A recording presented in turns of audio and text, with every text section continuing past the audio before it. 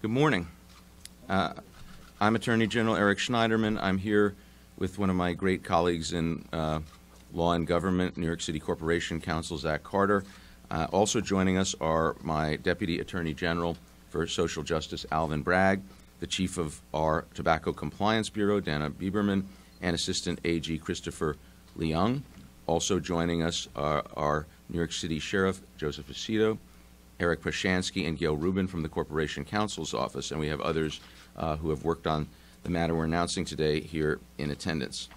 I am here, and we are here, to announce a joint enforcement action by the City and the State of New York against United Parcel Service, alleging that between 2010 and 2014, UPS illegally shipped more than 136 million illegal, untaxed cigarettes directly to New York consumers in violation of state and federal laws. We are seeking more than $180 million in total penalties and damages, including approximately $167 million to the state and $14 million to the city. In our joint lawsuit filed in the U.S. District Court for the Southern District of New York, we allege that UPS made more than 78,500 illegal shipments of cigarettes to consumers and other unscrupulous dealers all across New York State, amounting to over 680,000 cartons of untaxed cigarettes, a direct tax loss to the state of nearly $30 million, and substantial loss to the city as well. These shipments violated the Federal Contraband Cigarette Trafficking Act, the Prevent All Cigarettes Trafficking Act, which are two federal laws, as well as New York State tax and public health laws.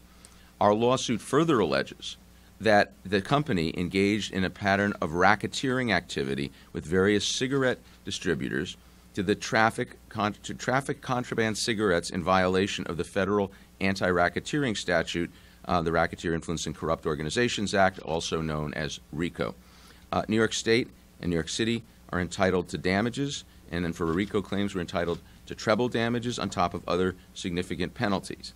I would note that this chart here indicates the number of shipments. As you can see, there's only one county in the state of New York that UPS was not shipping illegal, untaxed cigarettes into, and the darker the color, the more were being shipped. Close to half were coming into the 5 boroughs of New York. This is an extraordinarily serious case of systematic corporate misconduct. This endangers the public health. It has robbed taxpayers and flies in the face of the rule of law. It is well known that tobacco is the #1 preventable cause of death in the United States. It's responsible for more than 1.5 million deaths a year. Cigarette taxes have been shown to deter smoking, and this is especially true among the youngest users who are much more cost sensitive. So the difference between paying $5 per pack or $10 per pack could be the difference between not smoking and a lifetime of addiction. And I should point out that in many of the cases, and this is reflected in UPS's own paperwork, the packages of cigarettes were left with minors, which they identified as a boy or a girl as opposed to a man or a woman. So UPS knew from its own paperwork they were leaving cigarettes with children. Tobacco taxes help defray the cost of public health expenditures we all undertake because of smoking. So there's a public health and a fiscal toll. But this case, as I said, is also about the rule of law. UPS is a recidivist offender, ladies and gentlemen. In 2005, the company entered into a consent order with the Office of the Attorney General, promising to cease and desist from all illegal cigarette deliveries, consumers both in New York and around the country. And yet, they engaged in precisely that same conduct. We have began our investigation, and shortly after I got into office, we gave the green light for renewed litigation against them. We worked together, and we worked with the sheriff and his department also, sending in undercovers, doing stings, reviewing their paperwork, and it was determined that they have been violating our settlement agreement, which had an assurance of discontinuance, was something that was a binding legal document on a massive scale. We have an agreement that provides that the company must pay up to $1,000 per violation, which amounts to about $78.5 million in penalties. So New York's public health law, to be clear, in addition to these federal statutes, clearly prohibits the shipment of cigarettes in the state that don't have tax stamps. In addition to violating the federal laws, this violated New York's public health laws, and it violated our settlement agreement. There was a list that is maintained pursuant to federal law of what they call non-compliant shippers. So the federal government maintains a list of non-compliant shippers. They were buying and distributing and taking money from people who are on a list of non-compliant shippers that we know UPS was required by law to receive and to review. To the extent they want to claim they didn't know these were cigarettes, I would call to your attention that their paperwork always also indicated that they were picking up and delivering from companies with names like Tobacco by Mail, Nora's Tax-Free Cigarettes.com, and that all showed up in their paperwork. Not knowing that those companies were shipping cigarettes through your parcel service should essentially disqualify you from running a large corporation. UPS's slogan used to be, "What can Brown do for you?" Well, Brown can obey the law and stop delivering illegal cigarettes. So with that, I want to make sure that you can see the second chart, which shows the counties in which UPS's own paperwork indicates they left the packages of cigarettes with minors. This is an extraordinarily flagrant and egregious violation of state, federal laws and of our own settlement agreement. We're looking forward to recovering the funds for the city and the state of New York. And with that, let me turn it over to my partner in this important case, New York City Corporation Counsel, Zachary Carter.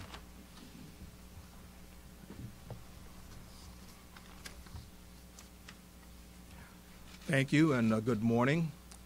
First of all, I want to thank Attorney General Eric Schneiderman for his partnership together with the law department in this a very important enforcement initiative.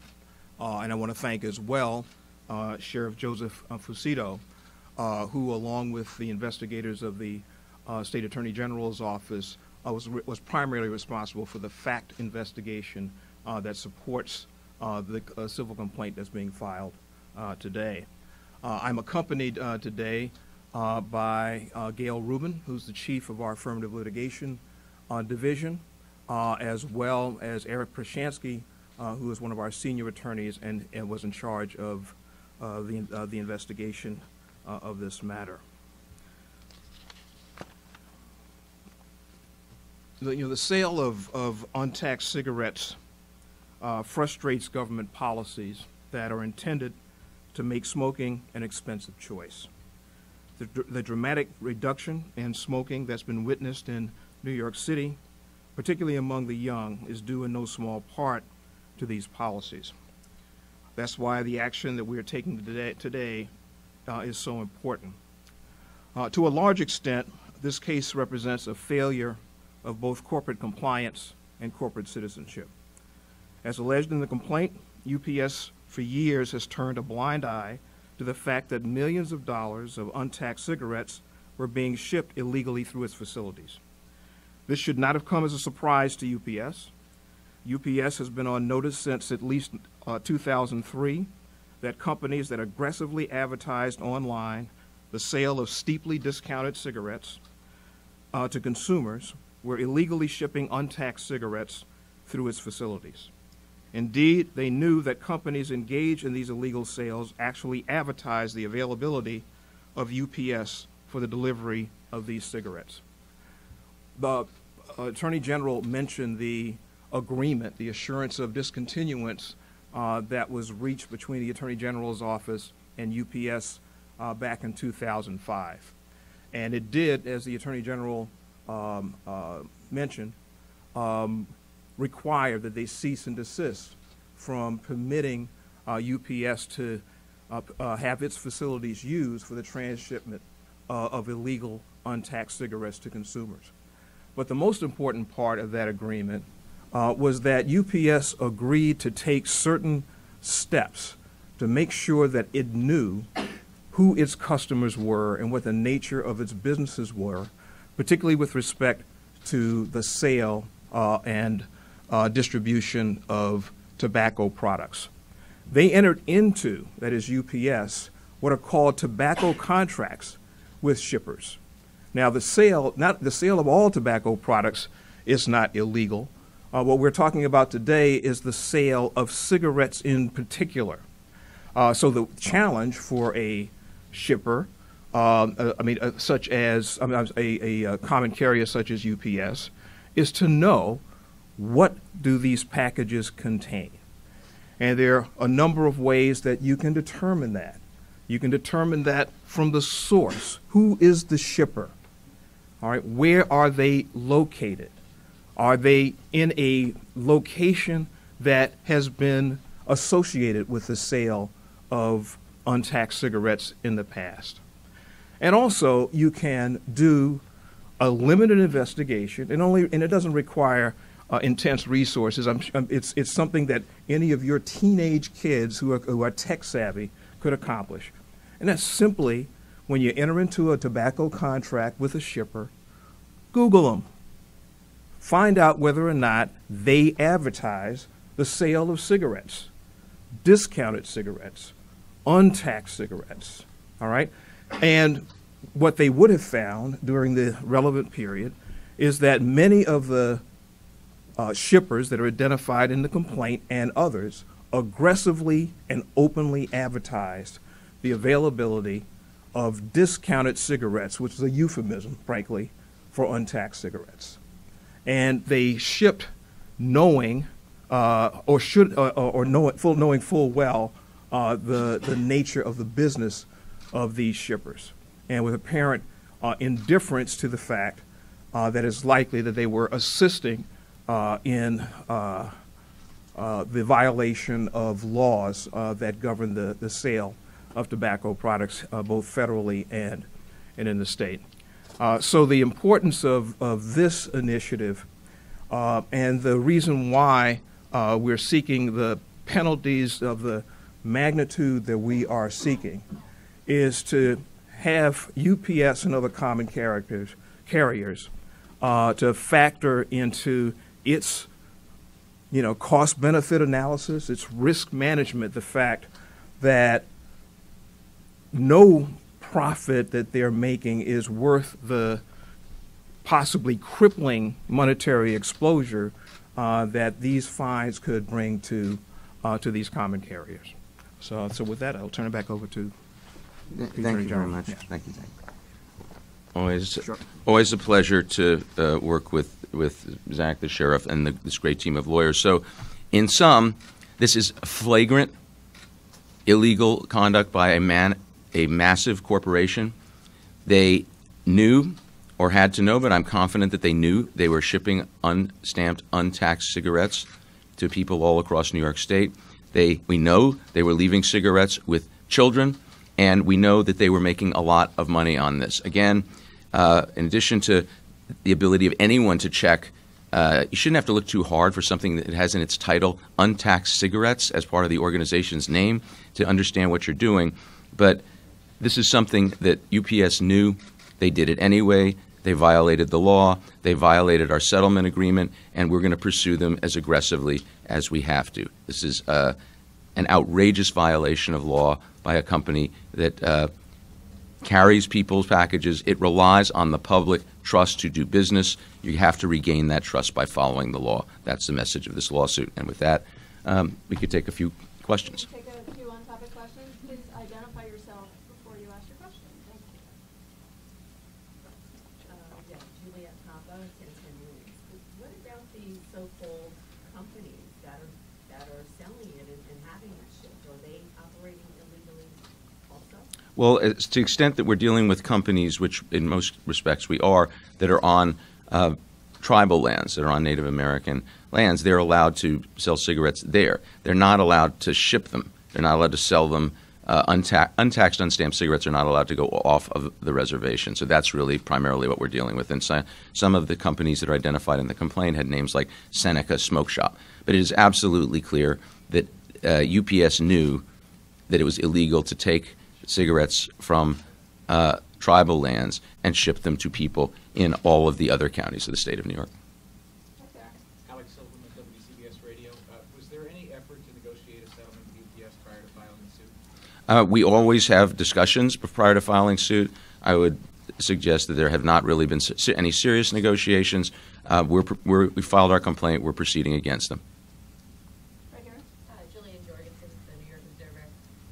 Untaxed cigarettes have become a big issue in New York City as a quality of life crime after the death of Eric Garner, and there's been lots of controversy about how it ought to be enforced at that low level. Is this a way to sort of stop this problem before it gets to people selling cigarettes on the streets? Well, this doesn't really have anything to do with that. I just want to emphasize this. This is a huge corporation knowingly violating our public health and safety laws, knowingly violating an agreement with my office, and making a lot of money doing it. So I don't think it's necessary to get into discussions of any other issues. This is a violation of the racketeering statute. This is a conspiracy to break the law over and over again in concert with others who knew they were breaking the law. Back here. What percentage of the 80,000 shipments were from places with blatant names like pre-tax cigarettes or tax-free cigarettes? And second, so I understand the basis of the complaint here. You're alleging that UPS either failed to do due diligence or failed to consult its blacklist or a federal blacklist. Is that the basis for it? Well, no. We contend that they knew that they were shipping cigarettes, and that it would have taken a whole series of remarkable acts of willful blindness for them not to know.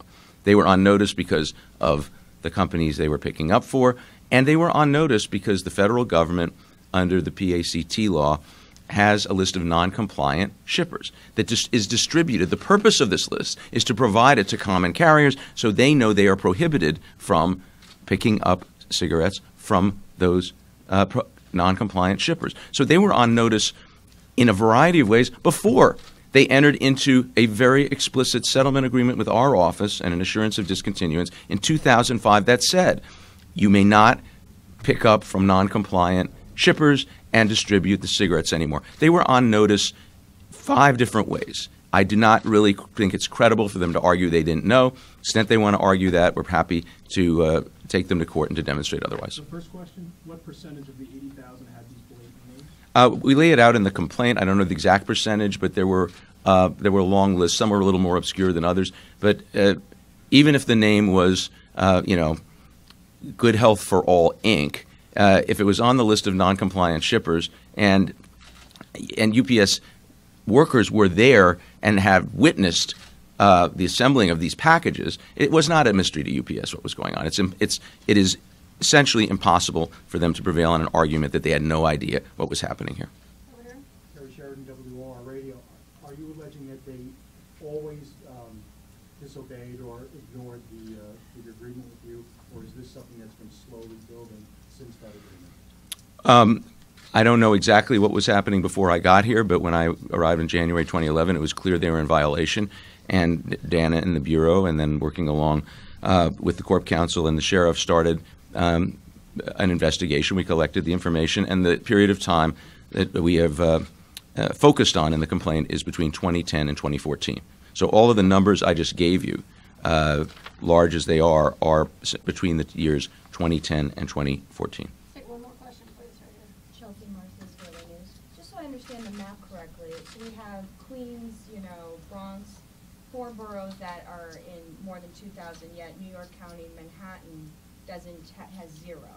Is that correct? Any reason why Manhattan's really not touched, but the other 4 boroughs around?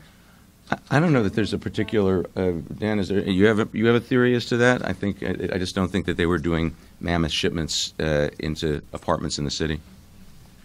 They were. I mean, Okay.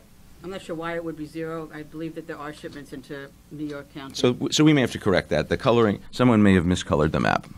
Thank you. One more right here. Bobby Kuzma Yes. from New York One. How does this compare to other illegal cigarette actions that have been brought? I know there's a case against FedEx. How does this compare both in terms of the misconduct alleged and the settlement, the size of the settlement that's being sought? Well, we are in litigation with FedEx, as we are both in litigation with FedEx, and we look forward to prevailing in that matter.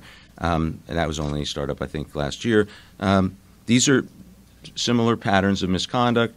Both receive the list of non-compliant shippers. In this case, the damages are larger, and what we're seeking is bigger. It was a more egregious violation, but it's a similar pattern and practice of conduct. Thank Thank you.